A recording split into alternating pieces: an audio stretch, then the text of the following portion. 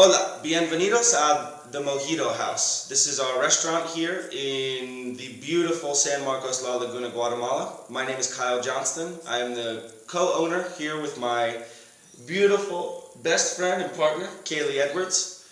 We have started a community garden project here, right in the front yard of the house. It's 25 by 55 feet around, and it will be home to over 40 different types of veggies and fruits. Uh, the reason that we started this project is because 7 out of 10 children in this village are chronically malnourished, and there's something we can do about it. The reason is because we can. We have the ability, and we were blessed with this option. One of the great benefits about having a restaurant while running this project is that we use all of the waste from the restaurant, compost it, and put it back into the garden. Everything in the garden is completely organic. The pesticides, the fungicide, the fertilizers. We also recycle all of the plastic bottles that we use and use them as potters. This way there's absolutely no waste. With the Kono Hill project, what we're offering is to give 75% of the yield to the kitchen, which feeds up to 60 people a day. They need all the help they can get, and we need all the help we can get. Hi, my name is Kaylee, and this is Teresa. She works here in the street with her family. They have a vegetable and fruit stand.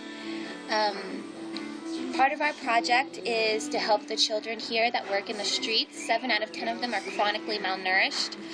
What we'll do is send our vegetables to a Kono Hill program that helps feed at least 60 people every single day. This way you can keep the kids in school and out of the streets working, and for the older people who really can't work that much anymore, they can go there, they have food every day, 60 people. The entire back wall here will be covered in those bottles, like you saw the spearmint growing on the tree in the picture. These bottles will be used to start the seeds, growing one on top of the other as to not take up any space. So the entire wall back here will be covered in these recycled bottles, which we'll use as planters.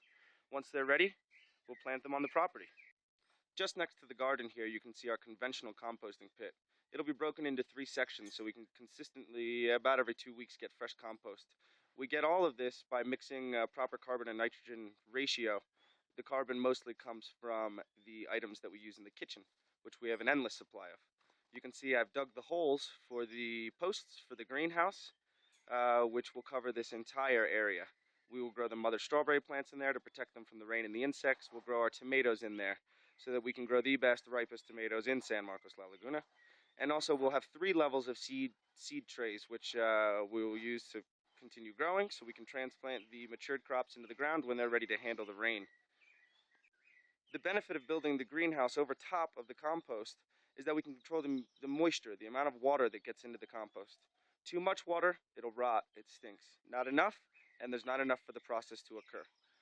Working with this nitrogen and carbon mixture, along with controlling the moisture, we will have the best compost mixed with the other 2 types of composting we plan on doing, the worm box and the bokashi. But it's critical that we get this greenhouse built, and we get it built now, so we can start feeding people and we can start funding these projects like Ayuda Animals. You can see what we've started with and how far we've come. We've had a lot of help from our friends in the village, including our 2 buddies here. But with all the work, we've got it going. The strawberry plants, as you see here, send off a little shoot. Those little shoots grow other big, strong strawberry plants. In just a couple months, the whole area will be covered in strawberries. We can use this money to fund projects like Ayuda. You can see in the pictures here, they're working out of a warehouse. It is literally a storage unit for construction materials. And all they have is just this one corner of the building with one outlet. Well, that's not enough. We need to make a better situation for them. We need to get them the funding to protect our animals in the village. This is our dog Pinto. We also call him Senor Guapo. He came to us in September with a 2.5-inch machete wound gash on top of his head. Another reason we want to protect these animals. We want to build the shelter, keep them safe, fed, and healthy. The problem with the street dogs is the violence against them. Dogs here aren't treated like they are in the United States or abroad. They're treated more as just animals than family members, like we treat our own. This has led us to phase 2 of the project, which is a proposed dog shelter. We hope to build it on donated land just a basic design, simple fences, but with also a simple living quarter so that we can have volunteers come, live in the house, take care of the dogs and the cats and the other animals that are in the shelter, and feed them. The $1,300 that we're hoping to raise will cover all the construction costs, all the building materials, and we'll also supply food for 6 months until the municipality here can get the time and the effort together to build their own animal shelter, which they have proposed to do. But something needs to be done now. We thank you very much for taking an interest in our project. We are very passionate about it, and we hope that we can get other people involved. If you don't feel that you can donate, we really encourage you to tell your friends and family about it. It's awareness that can help change problems like this. And maybe what we're doing can inspire passion and get other people to start doing projects similar to this. We can provide 75% of our garden to feed the Conohel Nutrition Center and help feed 60 in-need Guatemalans a day. We can grow our strawberries and have our fundraisers to cover what we think will be a quarter of the cost of all of the clinics that IUTA runs. Help us to help these people.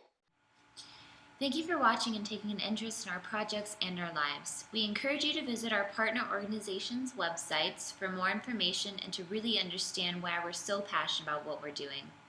For IUTA Animals, go to www.iutagt.wordpress.com, and for Conohel, KONOJEL.org. Please take a look at our website as well, themojitohouse.weebly.com. We will continue updating photos weekly for the next year on our community garden project. Donations can also be made through the Indiegogo site or on our home page of the website. Thanks again for your time. Peace and love from San Marcos, La Laguna.